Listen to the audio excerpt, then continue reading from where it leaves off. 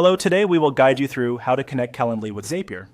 In this walkthrough, we'll connect your Calendly account to Zapier so you can automate tasks every time someone schedules, cancels, or changes a meeting. We'll keep things simple, clear, and secure. Start by opening Zapier and going to the Home dashboard. If you aren't already signed in, log into your Zapier account first so you can access your app settings. From the dashboard, look for App Connections. This is where all your linked apps live and where you'll add new ones. Click App Connections to open the page. On the App Connections page, select Add Connection. A search window will appear, letting you find the app you want to link. In the search bar, type Calendly. You should see Calendly appear in the results. Click Calendly to proceed. Next, choose Add Connection again to start the authorization process. Zapier will ask you to confirm that you want to continue to Calendly to finish connecting.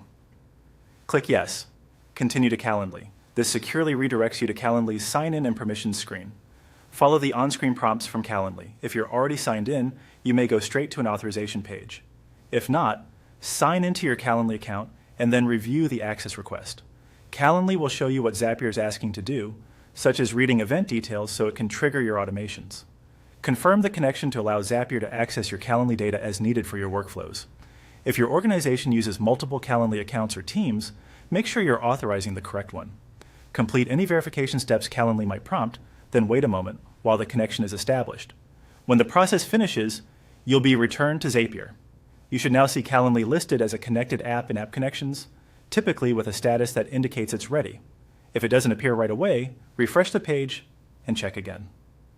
A few quick tips before you move on. If you run into an error during authorization, confirm you're using the correct Calendly account and that you have permission to connect third-party apps. Try signing out of Calendly and back in, or use a private browser window to avoid cached sessions. If the connection ever needs to be updated or removed, you can manage it anytime from the same App Connections page in Zapier.